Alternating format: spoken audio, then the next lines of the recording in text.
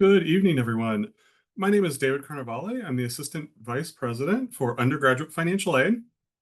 Thank you so much for joining us for Discover Chapman events this evening. We're going to be looking at undergraduate financial aid, and I do have several of my colleagues from the Financial Aid Office who are going to be answering questions in the Q&A session, and several colleagues from our Office of Admission, our good colleagues there, will also be answering questions. There will be questions that we're going to answer live as well at the end of the presentation. So we'll be going ahead and marking those. But let's go ahead and get started.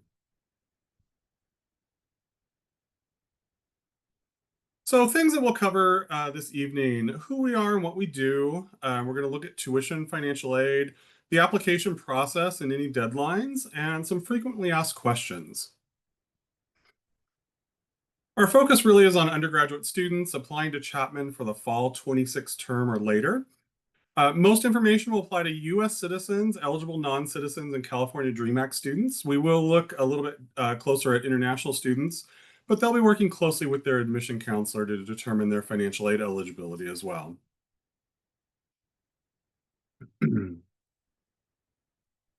The Undergraduate Financial Aid Office is located in the Bethal Student Service Center. We're directly behind the Fowler Law School.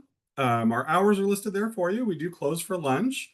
And the fastest way to ask a question or schedule an appointment is at finaid@chapman.edu. To schedule an appointment, you can actually do that online on our website. Just in the search bar, look for Undergraduate Financial Aid, and it will take you to our website, and you can book an appointment directly online. So what do we do in the Financial Aid Office? First and foremost, we receive the results of your FAFSA form. That's the free application for federal student aid. You don't need to send that in to us unless we ask you for it. We do receive it automatically from the federal government as long as you provided the school code for Chapman University. We generate your various awards and put them all in one spot for you to look at. We process and disperse those awards. We process any loan applications, and we assist students with scholarship searches outside of the university. But there are some things we don't do. We don't generate your bill. That's going to come from our colleagues in Student Business Services, also known as the Business Office. We don't generate your payment plan. That's also our colleagues in SBS. And we don't process any payments on our side. That's going to be through the Cashier's Office and Student Business Services. We also don't provide proof of enrollment. So you'll be getting proof of enrollment. You may need it for insurance, for other activities that you're involved in. And the Office of the Registrar will be providing that for you. So tuition and financial aid. For the upcoming academic year, the 26-27 academic year, we are estimating tuition to be at $69,988. We have some various fees in there: the student health fee and the student fee. The health fee covers use of the student health center. It is not a fully functioning doctor's office, but they can handle some basics in there for you, and all students are entitled to use that regardless of their insurance. Student fee is for student activities on campus.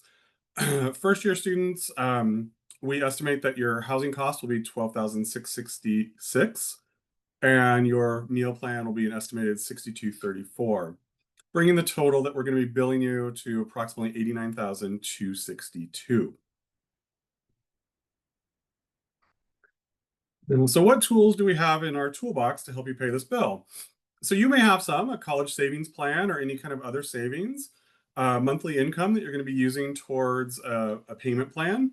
And of course, the reason that you're here this evening is for financial aid. So what is financial aid? I like to start here so that we know what we're going to be talking about. When we talk about financial aid, we are talking about grants, scholarships, work study, student loans, parent loans, and private loans. So we're talking about applying for those all at the same time. We are looking at money that's coming from the institution, from Chapman University, from the federal government, from the state of California, and from private sources. So when I use the term financial aid, I'm not just talking about grants and scholarships. I'm talking about all of those categories of financial aid from all of those different entities: the university, the federal government, the state government, and private foundations. Some things you should know about Chapman University and our financial aid. In 24-25, the average financial aid offer was about $33,000. Um, we awarded $206 million in grants and scholarships, and about 86% of our students received some form of financial aid in 24-25. What's really exciting is for this upcoming academic year, we have really committed to increasing our financial aid dollars in the form of merit scholarships, need-based grants as well. And so we're excited to see these numbers actually go up with our commitment to increased financial aid funding.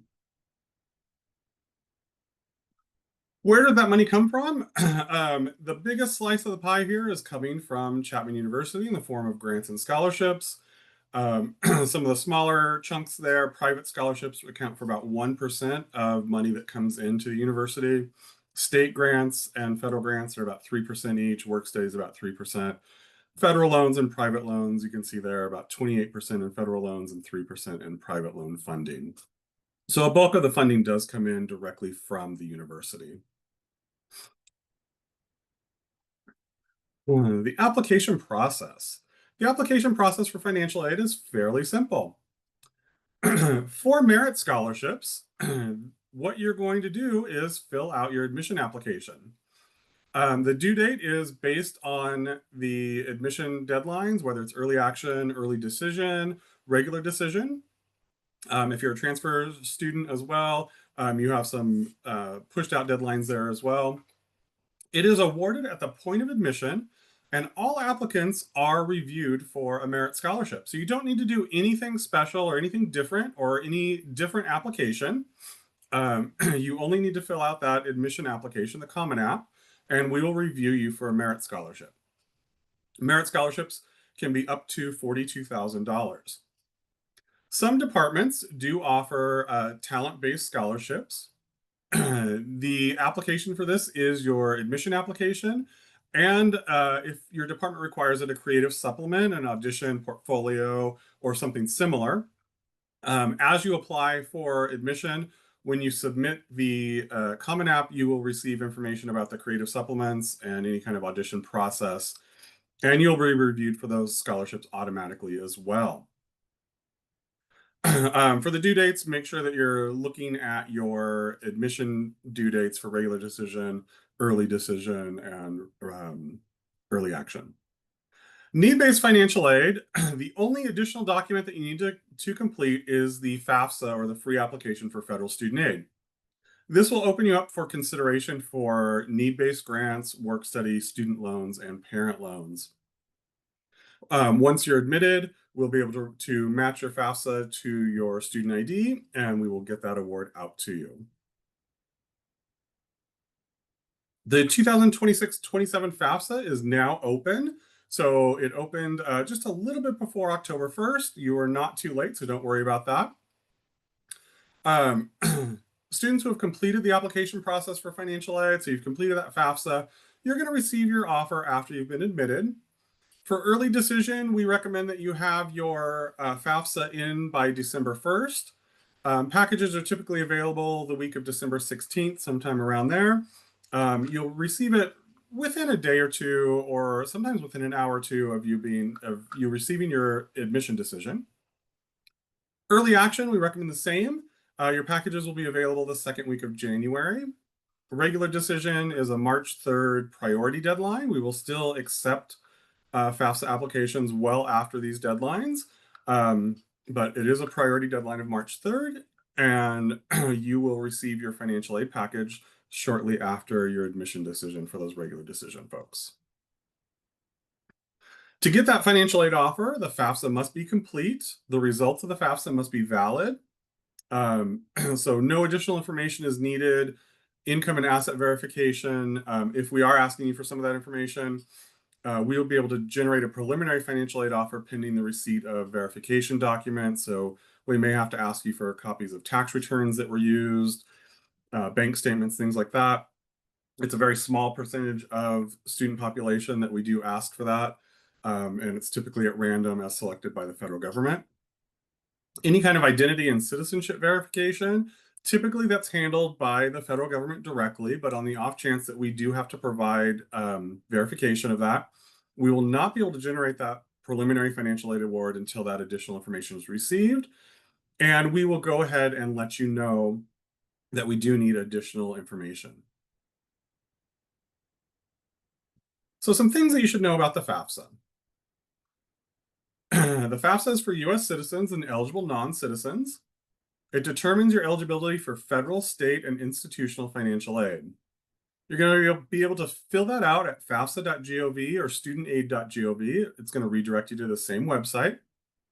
And you're going to fill out with tax information from prior years, so 2024 for the 26-27 academic year. But you don't really have to worry about that because the IRS will automatically transfer all IRS information over to your FAFSA.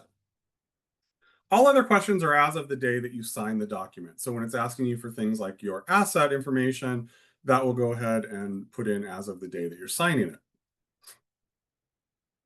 A couple of things about the FAFSA. You don't want to wait to be admitted to apply for financial aid. You can do that right now. You can do that tonight.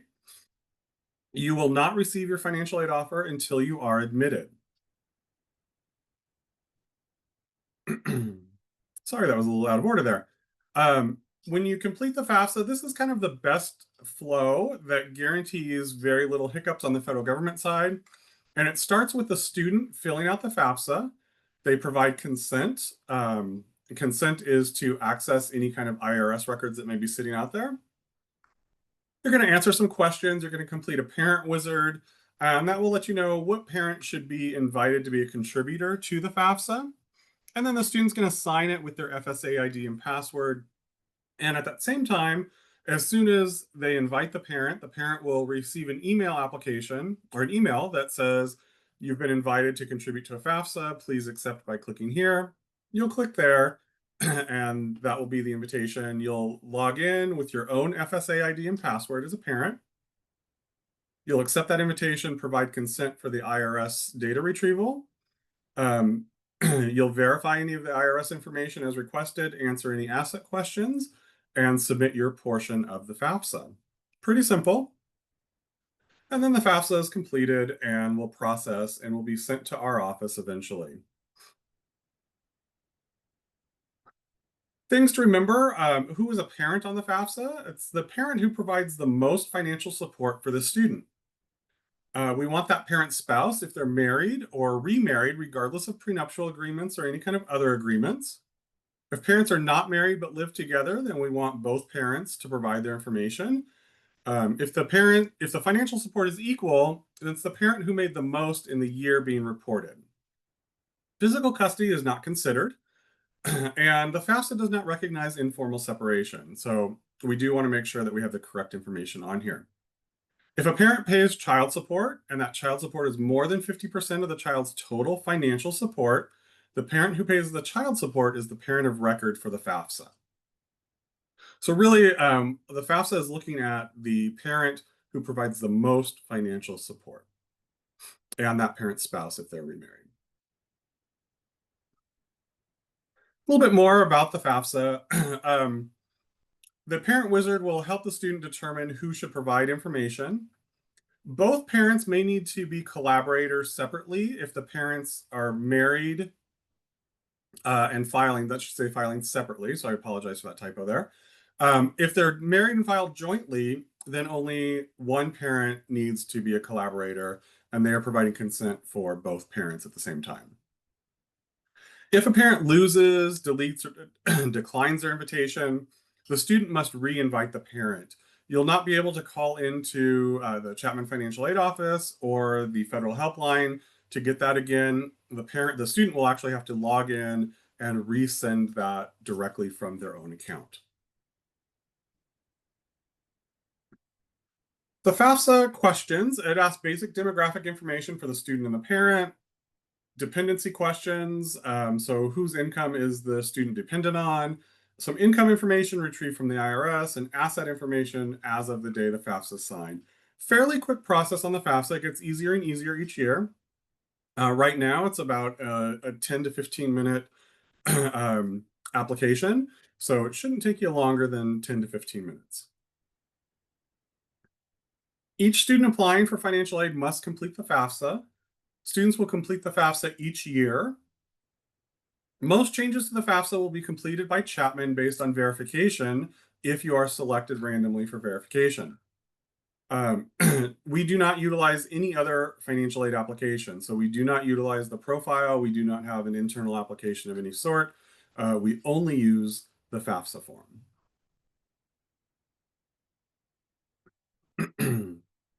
A couple of frequently asked questions. How will the Chapman Financial Aid Office communicate with my student? We will communicate directly with your student utilizing the email that is on file. Once the semester begins, we will transition into their authenticated Chapman email, and that will be the official email for making any kind of request to the financial aid office. So it's really important that students, you're checking your personal email, and once you get your Chapman email, you're going to want to make sure that you're checking that regularly as well. A question that we often get is, can I get a bigger merit scholarship? Merit scholarships are determined at the point of admission. So we're basing everything on what you provided for your admission application. So we do not go back and revisit those awards. So if we offer you a merit scholarship, that's going to be your merit scholarship for the 4 years that you are with us, or if you're a transfer student, the time that you're with us, based on the number of units that's calculated. So that will not go up or down. It will stay that same amount. Do we offer athletic scholarships? We are a Division III school, so we do not offer athletic scholarships. One of the most common questions we get is, we make X amount of dollars, or we make too much money for the FAFSA. Do we even need to complete it? You should. It only takes 10 minutes or so. Let us determine your financial aid eligibility. Don't disqualify yourself. If you ultimately decide, at the worst case scenario, we offer you a student loan or a parent loan only. You don't have to take those loans. You can decline them, and then you can make the decision each year after that if you want to complete the FAFSA. But if you are going to be receiving need-based financial aid in any form, then you do want to make sure that you're completing that FAFSA and you're completing it each year. Is my financial aid package guaranteed to stay the same each year? No, it's not. Your merit scholarship and your talent or departmental funding will stay the same each year, provided you meet the minimum requirements. Minimum requirements include a grade point average, being full-time, which is 12 or more credits in each semester. And for the departmental scholarships, making sure that you're participating or meeting the requirements that are laid out in your offer letter. Everything else is going to be based on the FAFSA. So as income and assets fluctuate from year to year, your financial aid package, your need-based financial aid package, can fluctuate from year to year. What if the FAFSA doesn't reflect my financial aid situation accurately? We understand that the financial aid document, the FAFSA, reports income from 2 years ago. A lot could have changed in those 2 years. We do have an appeal process. The appeal process is going to be opening up sometime toward the end of January, and we will communicate that with you. What I typically encourage families to do is to contact the financial aid office before filing an appeal, so that we can do a summary review and make sure that everything that we have is an appealable circumstance, something that we can use. We don't want you to go through the appeal process only to provide us with information that we don't need or we can't use. Anything that the FAFSA does not ask about you, you may share directly with our office. We do have an appeal form that requires a letter of explanation, documentation for anything that you are that you are indicating in the form and the letter. And possibly we're going to be asking for current year tax return information. So generally, we're looking at things that are unique to your situation that impact your current financial situation. Things that are not unique or generally dealt with in the original financial aid calculation are not considered an appeal. So things that happened prior to 2 years ago are things that are already reflected in the tax returns. So those are things that we're not going to be looking at in a financial aid appeal. Things that have not yet happened but might happen are also things that we can't look at in an appeal. We want to know what's actually happened and what's impacting your financial situation. A little bit more information about appeals. Like I said, talk to us first. In January, the appeal form will become available. The best time to appeal is after you receive your financial aid offer letter. Otherwise, you don't know what you are appealing, right? You haven't received anything from us. You don't know what you're appealing. We don't know how to help you because we haven't processed that financial aid offer yet. Things not to appeal: consumer debt, mortgage payments, other college financial aid offers, other students or parents in college, the student's qualifications, and things that happened more than a year ago. Those are things that should already be reflected in the financial aid application, or things that we can't consider. A word about financial aid for our international students. You have merit scholarships available to you, just like any other student. All students are reviewed for those merit scholarships at the point of admission.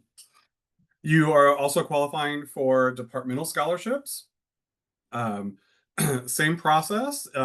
If there's a creative supplement, you'll receive communication about that. We do have a Delphin International Student Scholarship. You'll be working with your admission counselor to determine if you qualify for scholarship funding through the Delphin International Student Scholarship Fund.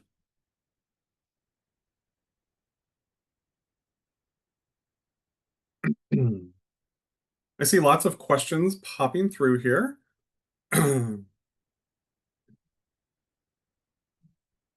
And so I'm going to find a couple of them here and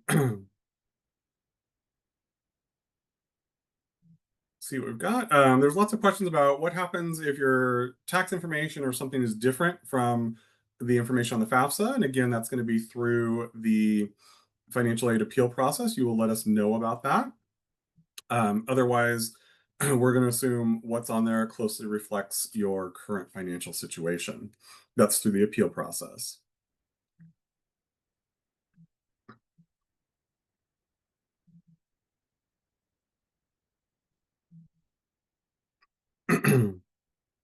There are a couple of questions about the government shutdown and affecting financial aid processing.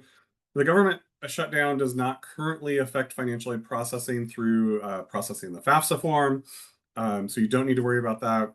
It may delay other processes, such as citizenship documents or some of the citizenship verification documents that may be needed. Unfortunately, there's not much that we can do on our side to help you with that. Um, but you would want to make sure that you're keeping in communication with the appropriate offices in the federal government and making sure that you're getting those documents if they are requested. Students who bring in private scholarships, in very rare cases, is any of their need-based financial aid touched by any scholarship that they bring in on their own? There are some little caveats there. If you bring in scholarships, for example, that are only for tuition, it can only be used towards tuition. It can't be used towards room and board or other expenses. Scholarships from the university, such as the merit scholarships, and from the state, the Cal Grant, are also awards that can only be used for tuition. So in those cases, we'd have to make sure that the amount for tuition is covered by those items, and anything that's over that's supposed to be a tuition only scholarship might have to be reduced. That happens very rarely. In the last 5 years, I can think of once when that's happened. Um, so not really something to worry about. We will we will help you maximize any of the free money that you're receiving and bringing into the university.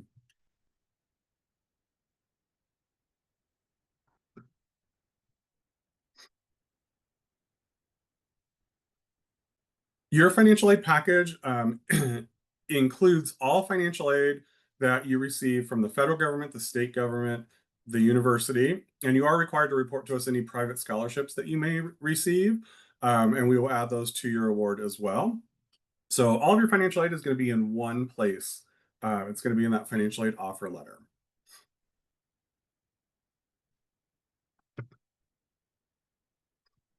There's some questions about 529 plans. and transferring from other states, for example, you would want to talk to your 529 plan administrator and see what is allowed in your particular plan. So that's not something we would be able to help you with directly. 529 plans, our colleagues in Student Business Services are typically the ones that process those payments and those requests for you. Departmental scholarships will come out shortly after shortly after the merit scholarships. So you're not going to get those right away. The departments do want to see the entire applicant pool to see who they can offer funding to. Typically, the departmental scholarship on average is between $4,000 and $6,000.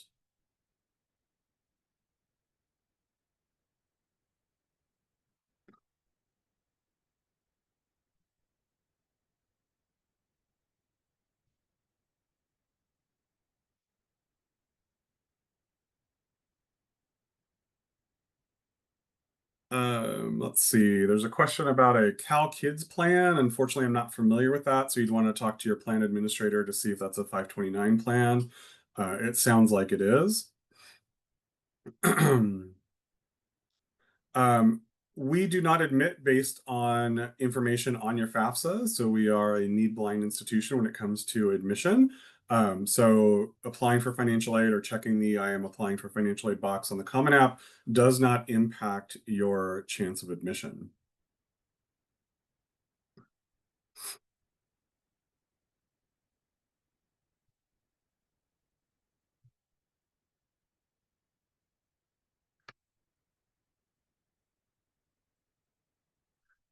To maintain your financial aid eligibility, you do have to maintain full-time status with a 2.0 or better grade point average.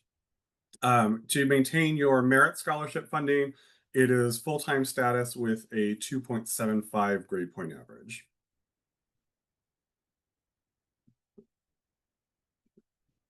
We do have several resources for private scholarships or outside scholarships, depending on the term. One of the areas that we utilize is our Facebook page. If you look for the Chapman University Financial Aid Facebook page, that will be listed, and we regularly post outside scholarships or private scholarships there.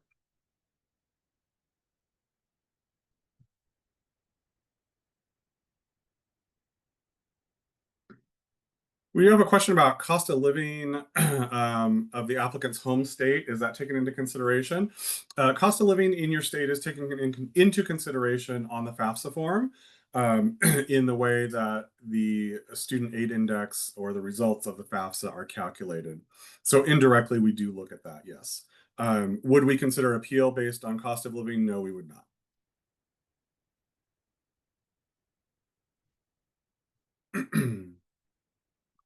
Well, there's a great question about study abroad. Can you use your financial aid to study abroad? For the most part, yes. In our study abroad programs, you want to make sure that when you're looking at programs, if you are financially dependent, that you are looking at programs that allow you to bring all types of financial aid with you. It's made very clear on the Center for Global Education's website which programs are considered. And only programs that are officially sanctioned through Chapman University will apply. If you are doing a study abroad program that is not affiliated with Chapman University, you'll be paying for that on your own. There's a question about if your income varies from year to year, will this change any merit scholarship funding? It does not. Merit scholarships are based on the admission application. They are not based on the FAFSA information. So your merit scholarship amount is locked in at the point of admission.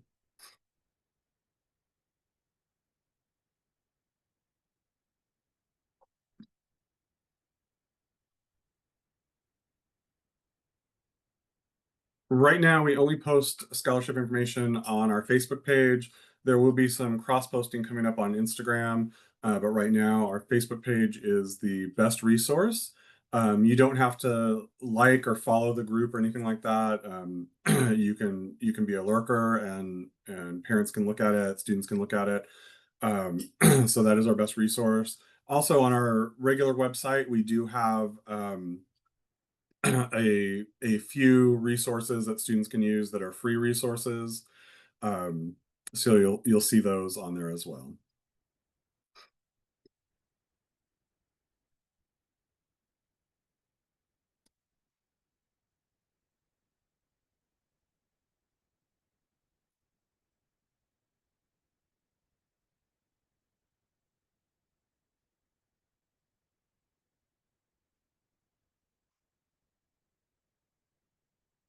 Sorry, I'm just looking for some other questions here.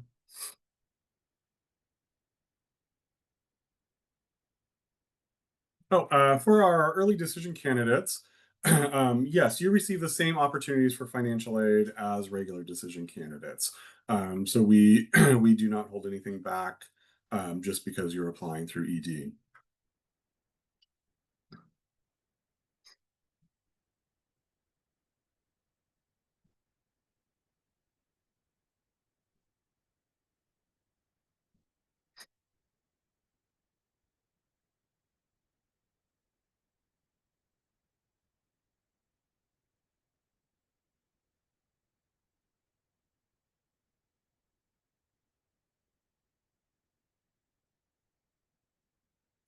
There's a question about the student health fee. Is that the same as health insurance? No, it is not.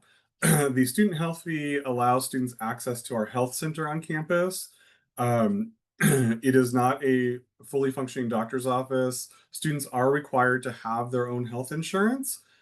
We do have a health insurance plan that you can sign up for if you don't have health insurance.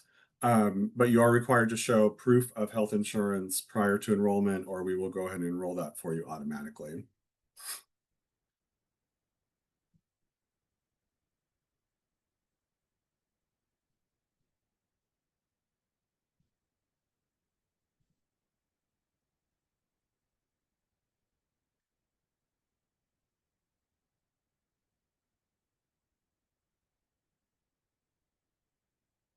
The highest merit scholarship is $42,000. That's across all programs. So it's not specific to one particular set of majors or one particular college or school.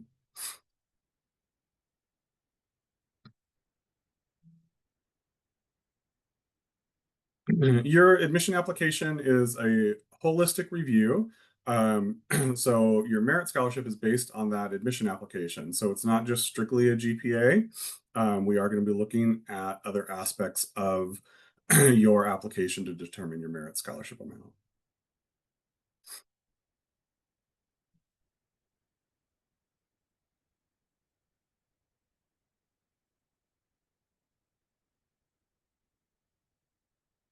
There's a question about when does the fall 26 application open? For financial aid, the fall 26 FAFSA is already open. It opened on October 1st, but you're not late. So you can still access the FAFSA, and you're going to want to go ahead and start filling that out now.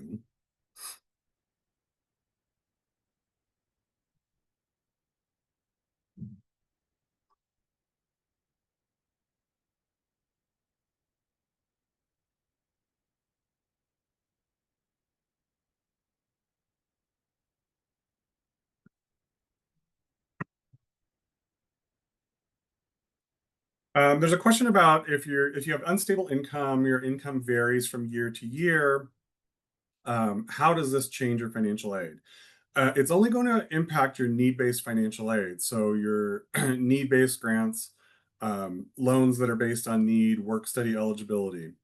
It's not going to impact any kind of merit scholarship or talent departmental funding.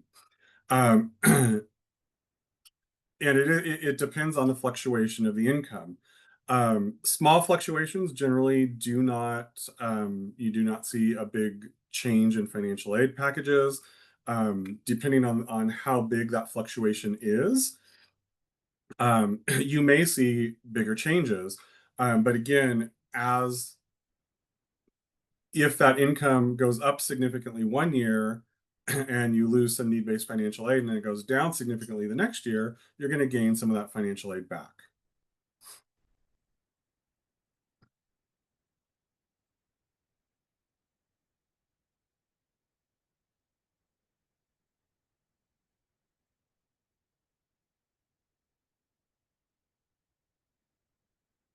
There's questions about the timing of financial aid packages.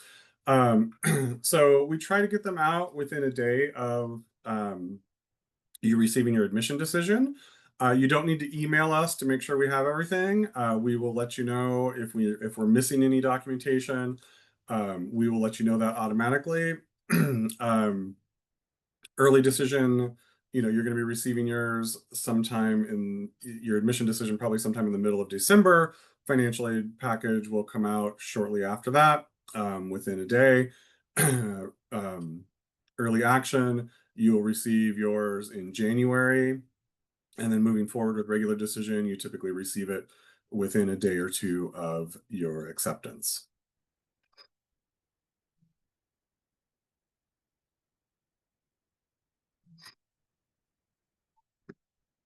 The first bill and payment timing, that's a great question. So Student Business Services will send out the first bill at the end of June, beginning of July. The payment plan is a 5-month payment for each semester. So your first payment is going to be in July, then you'll have July, August, September, October, November. Then you're going to start the next payments for the spring semester in December, and you go December, January, February, March, April. You're paid in April.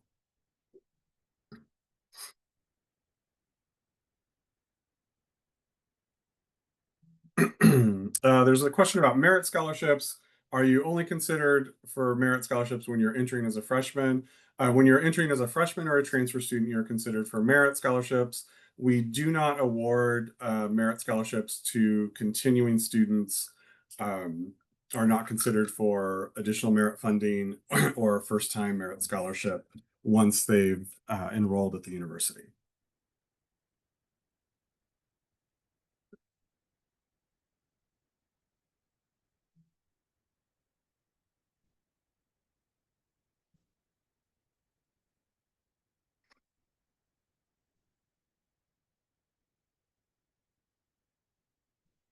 There's a question about, is housing mandatory for first year students? We do have a 3-year housing requirement. So students are required to live on campus for 3 years, unless they are living with a parent or a relative within a certain radius of campus. You'll receive information about the radius and the requirements and the form that you may need to fill out. Um, and that will be generated through our residential life office.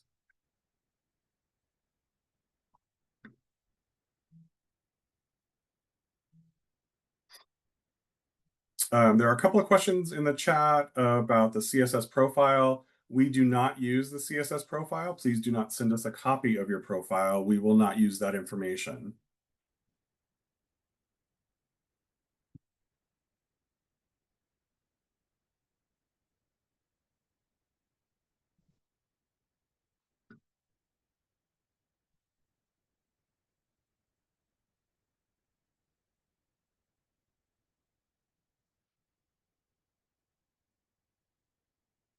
Your financial aid offer will come from the university. So you're going to be able to see that in two places. We're going to email you a copy of your financial aid offer. That will also be on your student status page through your admission portal. And that information will always be in your student center, which you receive access to once you've been admitted to the university.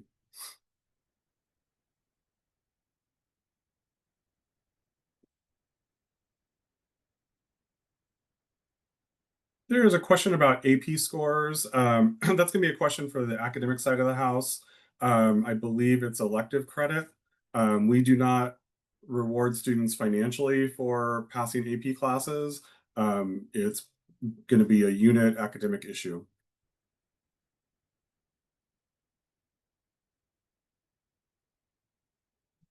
The cost that I presented on the earlier slide, that is for 1 year. So it's a little shy of $90,000 for one academic year.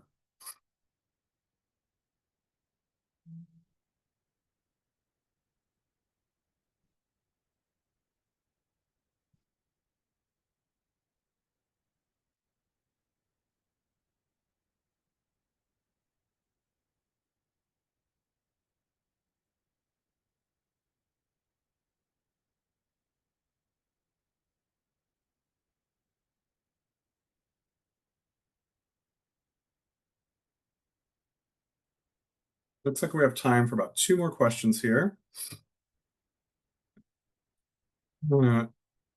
Uh, is the financial aid that you receive in your first year a similar amount for all 4 years? Generally speaking, for most students, yes. And again, it depends on the information provided on the FAFSA if you're receiving need-based financial aid. The need-based financial aid is dependent on that FAFSA information. So as that information changes from year to year, so can your financial aid offer.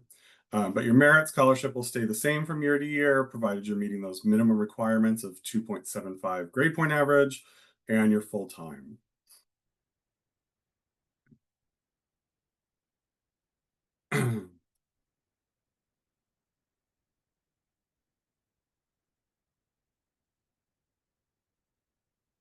There's a great question about if uh, tuition fees increases each year. Tuition fees are subject to increase each year. On average, I would estimate between 2.5% and 3.5% is probably a safe bet. Um, so you can kind of plan on that as well.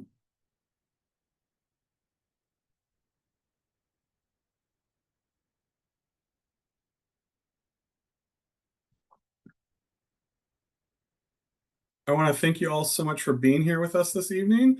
Um, we are going to send out the recording to folks, so you will have access to that. We will also try to connect directly with some of the questions that we weren't able to answer directly, um, and get those out to you as well. There looks like there's some very student-specific questions in the Q&A, so your admission counselor we'll try to reach out and get you connected to our office if it's something we need to answer, or if it's something that the admission office will answer, they will go ahead and do that for you. I hope you all have a great evening, and we look forward to seeing you on campus in the near future. Thank you so much.